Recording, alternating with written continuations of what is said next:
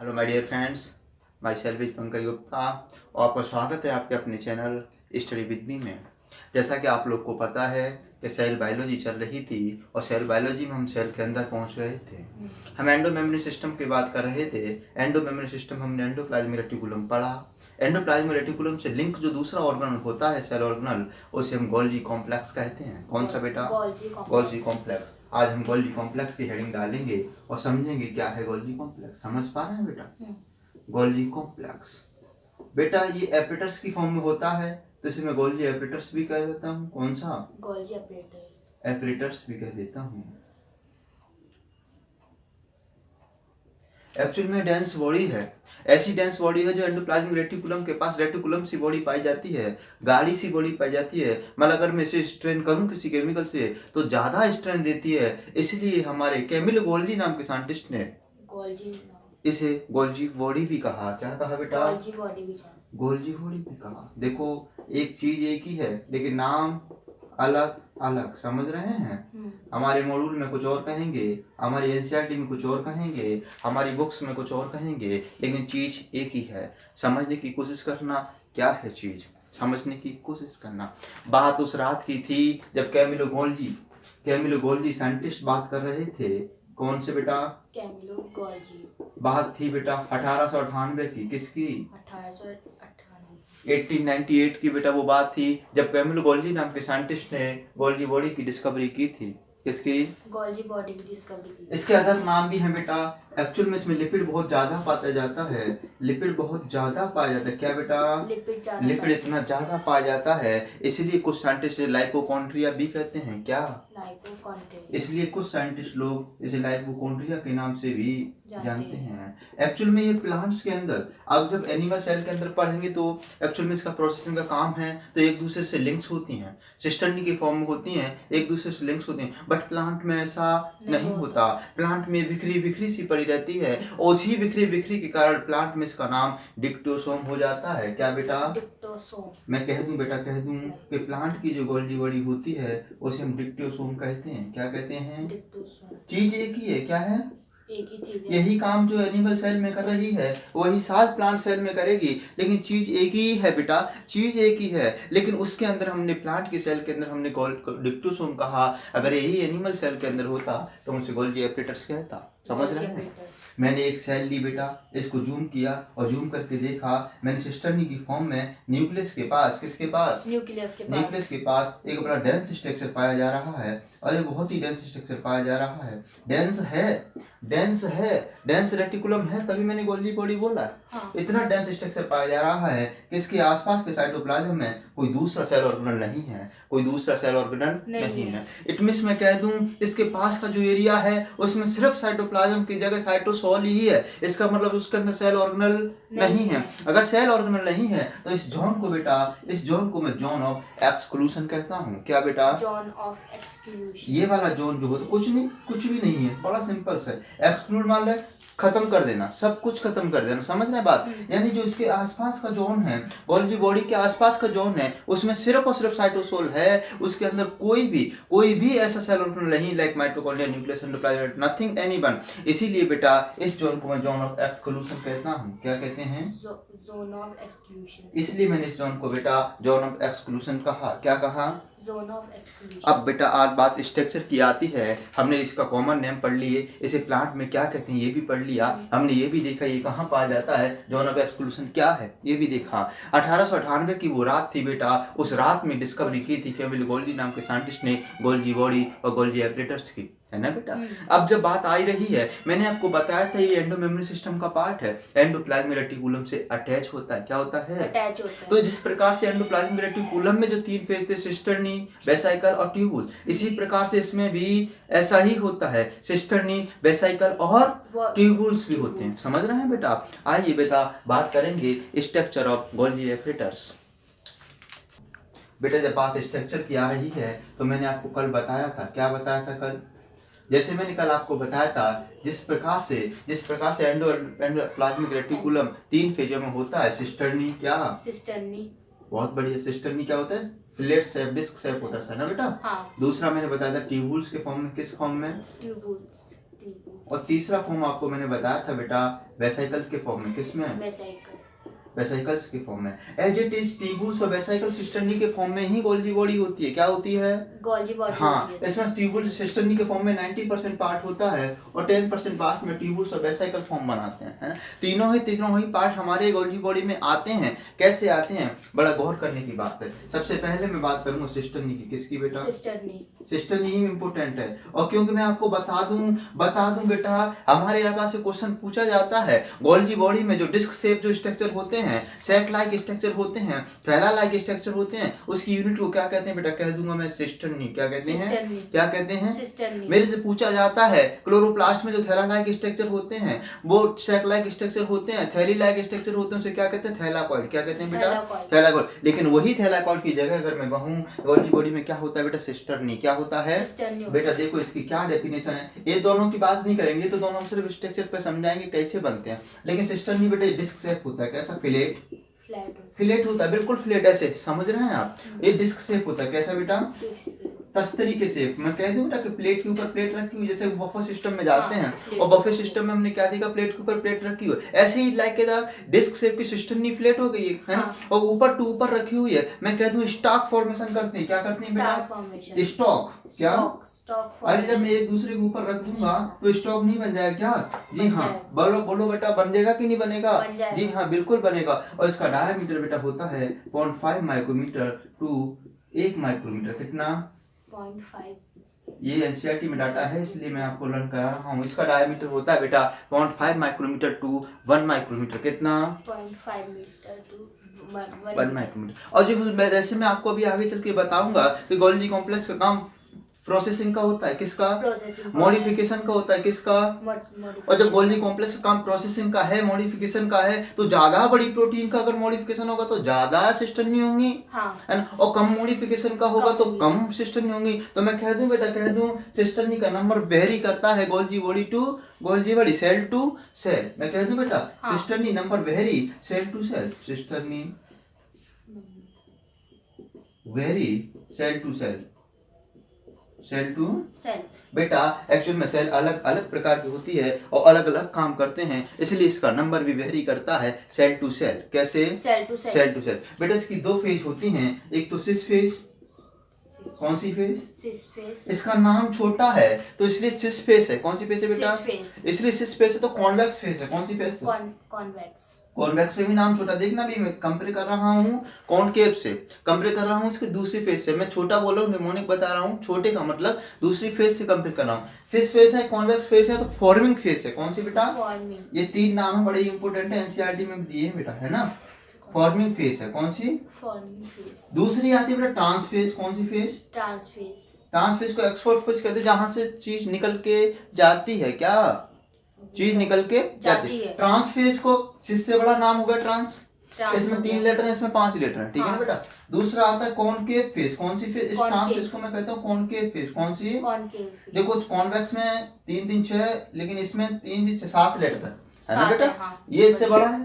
और इसके बाद होता है मैच्योरिंग फेज। कौन सा फेज? मैच्योरिंग। ये फॉर्मिंग से भी बड़ा है, इसका नाम समझ रहे हैं? हाँ।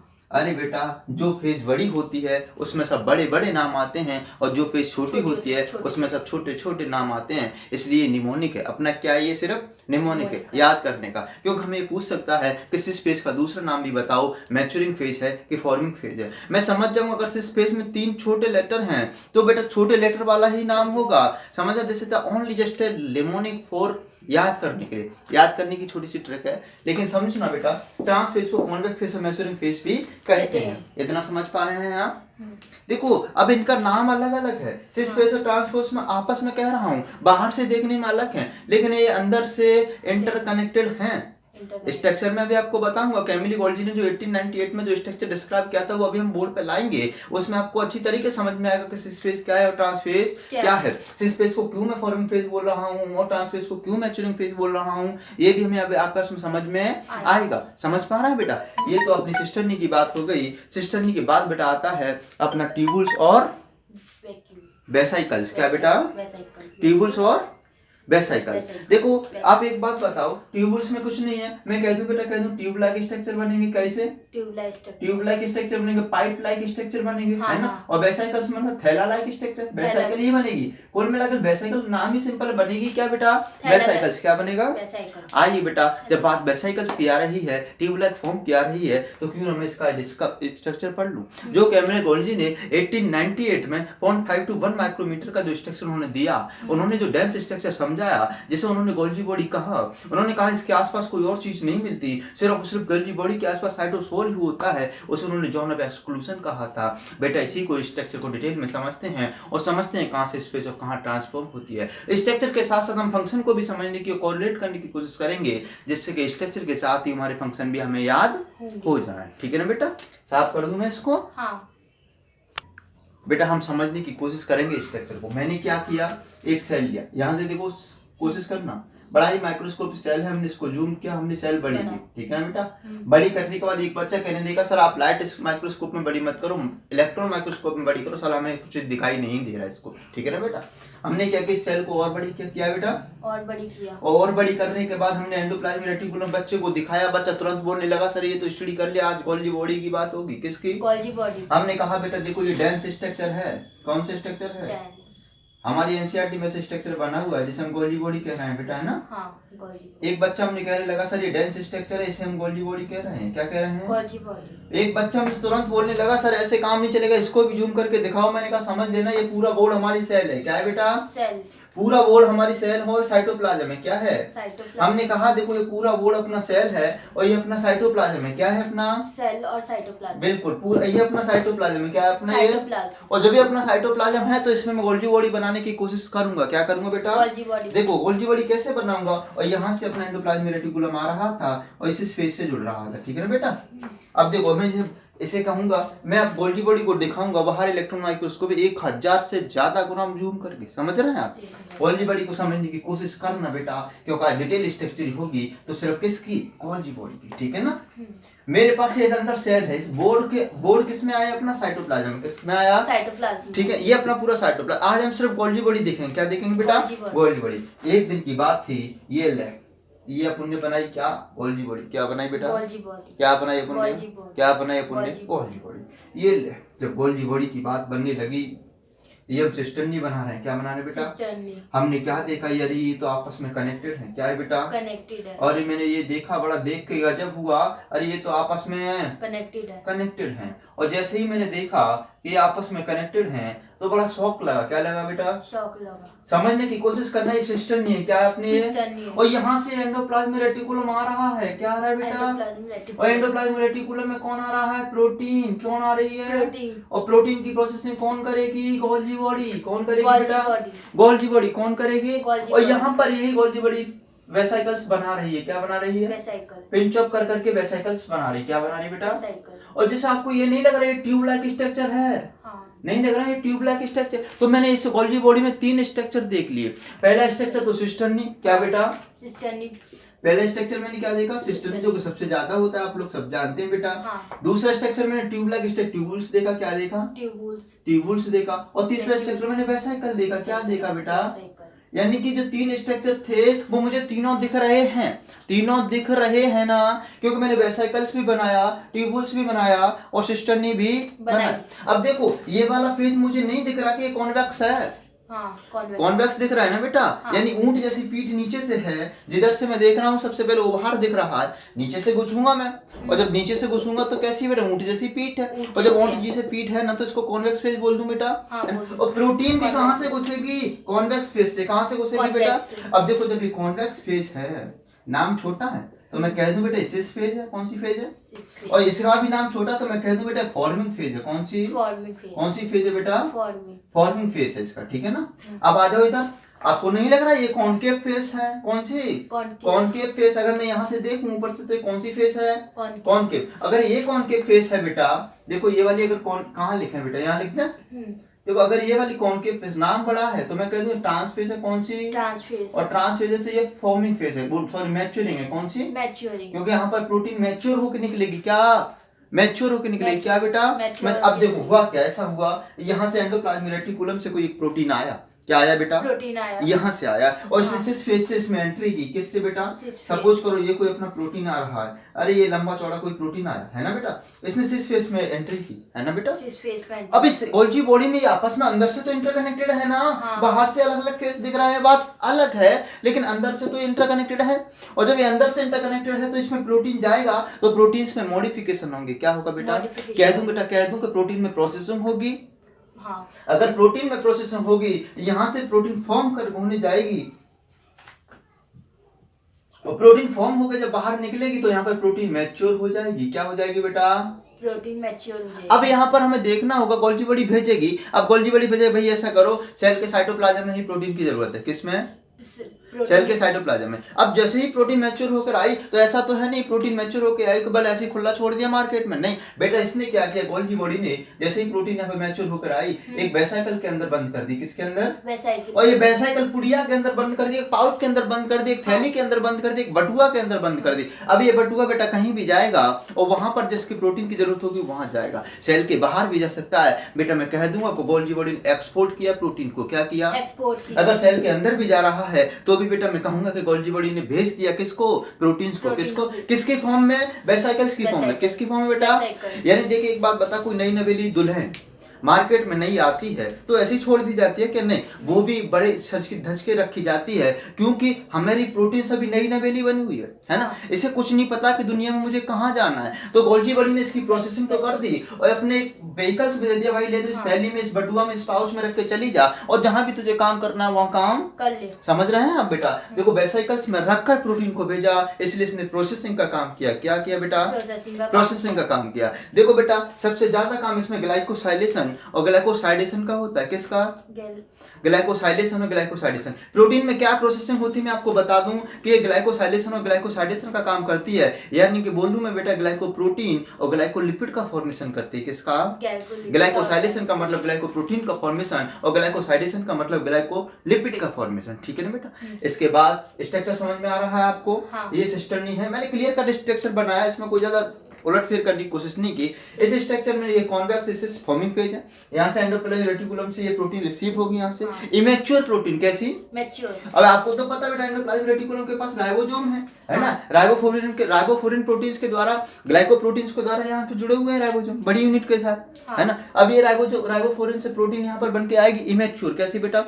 अरे बेटा जब फैक्ट्री में कोई प्रोडक्ट बनता है तो इमेच्योर ही तो बनता है, उसकी प्रोसेसिंग उसकी फिनिशिंग तो बाद में होती है ना। अब प्रोटीन को फिनिशिंग करने के लिए कहाँ जाना पड़ रहा है? गोल्जी बॉडी में, है ना। इसने पैक करके डब्बे में अच्छी तरीके से प्रोटीन को बाहर फेंका और कहती है बेटा जिसे तेरे को यूज हो वहां तू चली जा, जहां तुझे एंजाइम बनाना है वहां तू जाके काम कर, है ना। यानी कि जो क्या क्या काम गोल्जी बॉडी ने किए हम एक लेक्चर में कंसाइज करने की कोशिश करेंगे, है ना बेटा। हेडिंग डाली जाए फंक्शन ऑफ गोल्जी एपरेटर्स।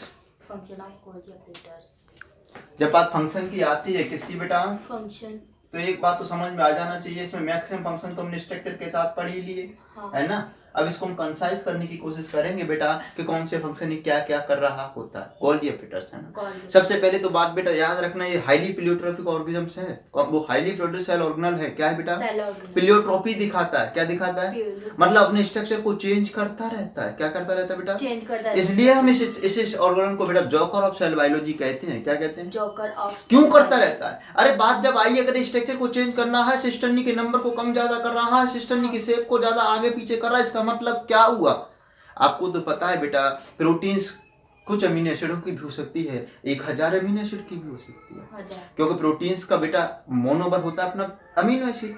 हो सकता है 20 अमीनो एसिड की कोई प्रोटीन आ रही हो सकता है 500 अमीनो एसिड की प्रोटीन आ रही हो सकता है 1000 अमीनो एसिड की प्रोटीन आ रही हो। साला जितनी बड़ी प्रोटीन्स होगी उतने ज्यादा प्रोसेसिंग करनी पड़ेगी। क्या करनी पड़ेगी? और जितनी ज्यादा प्रोसेसिंग करनी पड़ेगी तो उतनी ज्यादा सिस्टर्नी रखनी पड़ेगी। तो बेटा मैं कह दूं इसे हम जोकर ऑफ बायोलॉजी भी कहते हैं, सॉइल बायोलॉजी। समझ रहे हैं आप?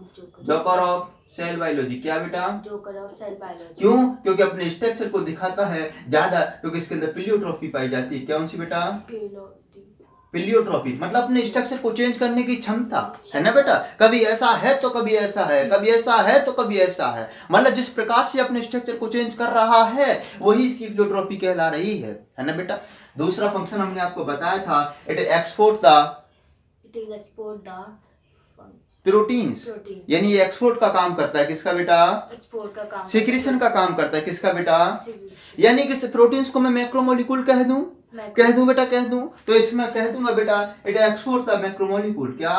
It is export the macromolecule है ना बेटा, और मैक्रोमोलिक्यूल कुछ ज्यादा फिर चीज कोई है भी नहीं, ये प्रोटीन्स ही है, क्या है बेटा? प्रोटीन्स है। तो मैं कह दूं बेटा, कह दूं कि प्रोसेसिंग द प्रोटीन, किसकी? प्रोसेसिंग द प्रोटीन, किसकी बेटा? ये प्रोटीन की प्रोसेसिंग करता है। हाँ, करता है ना? हाँ करता है बेटा ग्लाइकोलिपिड और ग्लाइकोप्रोटीन का फॉर्मेशन भी गोल्जी बॉडी में होता है, कहाँ होता है? गोल्जी बॉडी में। हाँ बेटा, ग्लाइकोप्रोटीन और ग्लाइकोलिपिड का फॉर्मेशन लिख दो बेटा, formation of glycoprotein, formation of glycoprotein glycoprotein and glycolipid, and glycolipid. In process को हम ग्लाइकोसाइलेशन एंड ग्लाइकोसाइडेशन कहते हैं, ग्लाइकोसाइलेशन और ग्लाइकोसाइडेशन रेस्पेक्टिवली। इन प्रोसेस को मैं क्या कहूंगा बेटा? ग्लाइकोसाइलेशन और ग्लाइकोसाइडेशन। अब एक बात बताओ बेटा, एंडोप्लाज्मिक रेटिकुलम से कोई चीज निकल कर आई और वेसिकल के थ्रू जानी है, तो गोल्जी बॉडी बीच में आ गई ना। हाँ, तो गोल्जी बॉडी ने क्या किया? प्रोटीन की चेकिंग की, क्या की बेटी? चेकिंग करी। जैसे हम गाड़ी लेकर बाहर जाते हैं मार्केट में, हमें ट्रैफिक पुलिस वाले मिल जाएं, तो ट्रैफिक पुलिस वाले हमें देखो चेक करते हैं, क्या करते हैं? चेक करते हैं, क्योंकि वो बीच के आदमी है। कैसे बेटा? बीच के आदमी। क्यों? अब देखो ना, तो हमें उनसे कोई मतलब, हम अपने घर से निकले अपने ऑफिस में जा रहे हैं, लेकिन फिर भी हमें वो बीच में मिले, उन्होंने हमें चेक किया ना बेटा। इसीलिए बेटा गोल्जी बॉडी को traffic police of the cell कहते हैं and middle man of the police कहते हैं। समझ पा रहे हैं बेटा? इट इज कॉल्ड क्या बेटा? क्योंकि इसने प्रोटीन की चेकिंग की, क्या की? प्रोटीन की चेकिंग कि कहीं भी इस प्रोटीन में कोई डिफेक्ट तो नहीं है, साला आगे चल के प्रियॉन्स जैसी डिजीज बना दे, है ना? कुछ डिफेक्टिव प्रोटीन्स बन जाए जो न्यूरॉन्स के अंदर फंस जाए और हमें बाद में मेंटल रिटार्ड कर दें। ये चेकिंग कौन करता है? Golgi body. सेल के अंदर कौन करता है? और इसीलिए हम इसे middle man of the cell कहते हैं, क्या बेटा? मिडिल मैन। बिल्कुल, it is called middle man of the cell and traffic police of the cell. Middle man of the cell and traffic police of the कौन सी police? Traffic police of the cell. समझ पा रहे हैं बेटा? देखो प्रोसेसिंग का काम किसने किया? गोल्जी बॉडी ने। किसने किया बेटा? गोल्जी बॉडी ने किया। एक बात बताओ, जो बटुआ लाइक स्ट्रक्चर, थैली like structure, pouch like structure किसने बनाया? गोल्जी बॉडी ने। किसने? अगर उसमें हाइड्रोलाइटिक एंजाइम भर दूं तो मैं उसे लाइसोसोम बोल लूंगा ना, तो formation of lysosome by Golgi body. क्या बेटा? Golgi body. तो अगला पॉइंट लिख दूं बेटा? लिख दूं कि formation of lysosome. Formation of lysosome. कोई दिक्कत नहीं, यहाँ तक कोई दिक्कत बेटा? तो ये लाइसोसोम का फॉर्मेशन भी करते हैं। समझ में आई बेटा? लाइसोसोम का फॉर्मेशन भी करते हैं। अच्छा एक बात बताओ, मैंने रिवाइंड करो कि मैंने 2 दिन पहले आपको सेल वॉल पढ़ाया था, है ना?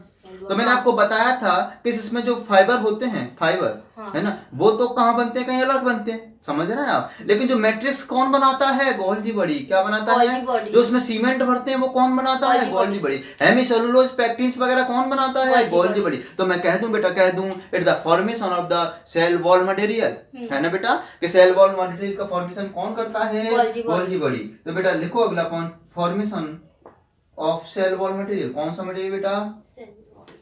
Cell wall material. समझ पा रहे हैं बेटा आप? अगला पॉइंट लिखो, आपने स्पर्म के बारे में पढ़ा होगा। स्पर्म के अंदर जो एक्ट्रोसोम कौन बनाता है? Golgi body. कौन बेटा? Golgi body. स्पर्म के ऊपर जो एक्ट्रोसोम का फॉर्मेशन होता है, आप पढ़ोगे रिप्रोडक्शन में स्पर्म के स्ट्रक्चर पढ़ेंगे तब, तो उसे कौन बनाता है बेटा?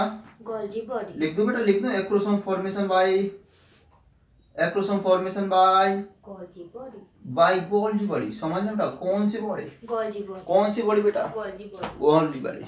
अब एक बात बताना, जल्दी से बताना बेटा, जब सेल माइटोसिस करती है, एक सेल से 2 सेल होती हैं। हाँ। जब साइटोप्लाज्म का बंटवारा होता है प्लांट के अंदर, तो वो सेल प्लेट के थ्रू होता है। कौन सी प्लेट के थ्रू बेटा? सेल प्लेट के थ्रू। तो आप देखो कि जब सेल डिवाइड करती है बेटा प्लांट्स के अंदर, तो ये सेल प्लेट बनाती है, बीच में क्या बनाती है? तो यहाँ पर जो मटेरियल बनाया जाता है वो किसके द्वारा बनाया जाता है? Golgi body. किसके द्वारा बेटा? Golgi body. तो लिख दो बेटा, लिख दो cell plate formation in mitosis. या फिर साइटोप्लाज्म का बंटवारा होता है जब, कब बेटा? जब साइटोप्लाज्म का बंटवारा होता है जब। समझ रहे? तो लिख दो बेटा, लिख दो cell plate formation. Cell plate formation when division of cytoplasm. क्या बेटा? Division of cytoplasm. ये मोस्ट इंपोर्टेंट काम है गोल्जी बॉडी के, जो हमने आपको बता दिए हैं। बाकी का कोई अगर पॉइंट छूट रहा होगा तो हम बताने की आपको कोशिश करेंगे, है ना बेटा? इसे नोट करो।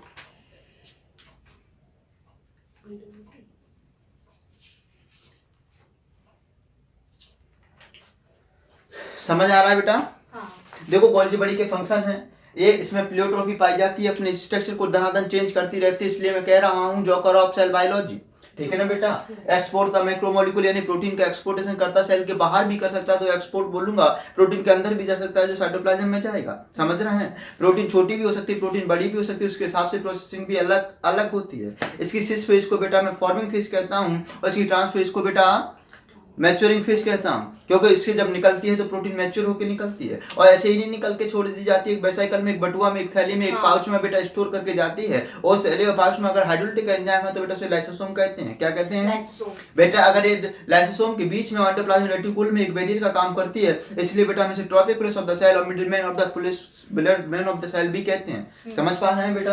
अगला कौन? फॉर्मेशन ऑफ लाइसोसोम, क्योंकि हाइड्रोलिटिक एंजाइम इसके अंदर होते हैं। इसके बाद एक्रोसोम का फॉर्मेशन यही करते हैं। सेल वॉल का मटेरियल जो बेटा मैट्रिक्स बनता है, हेमिसेलुलर लिग्निन और पेक्टिन, वो भी गोल्जी बॉडी ही सीक्रेट करती है। कौन करती है? गोल्जी बॉडी भी बेटा। स्पर्म के अंदर एक्रोसोम जो बनता है बेटा, एक्ट्रोसोम जो कि ओवम की कोरोना रेडिएटा को विभेद करने का काम करता है, वो कौन बनाता है? Golgi body. इसका मतलब गोल्जी बॉडी के बहुत सारे काम हैं। गोल्जी बॉडी के बाद एक छोटा सा बटुआ लाइक पाउच लाइक स्ट्रक्चर बनता है जिसके अंदर हाइड्रोलिटिक एंजाइम होते हैं, जिसका पीएच एसिडिक पीएच पे काम करते हैं, उसका नाम है बेटा लाइसोसोम। क्या है बेटा? अब एक्चुअल में जब प्लेयोट्रॉपिक ऑर्गेनिज्म गोल्जी बॉडी ही है, ऑर्गेनिज्म नहीं सेल ऑर्गेनल, सॉरी, जब प्लेयोट्रॉपिक सेल ऑर्गेनल ही है तो लाइसोसोम भी तो हो सकता है। बताओ बेटा, बताओ जल्दी से बताओ, हो सकता है कि नहीं हो सकता? अरे एक बात बता, छोटी प्रोटीन आएगी तो छोटा बटुआ बनेगा और बड़ी प्रोटीन आएगी तो बड़ा बटुआ बनेगा। छोटे बड़े के आधार पर हम इसके अंदर के भी लाइसोसोम को भी कहते हैं कि ये भी प्लियोमॉर्फिज्म शो कर रहा है, अपनी मॉर्फोलॉजी को दनादन चेंज कर रहा है ना बेटा? बात करेंगे लाइसोसोम की अगले लेक्चर में। बनी रही है आप हमारे साथ स्टडी विद मी पर।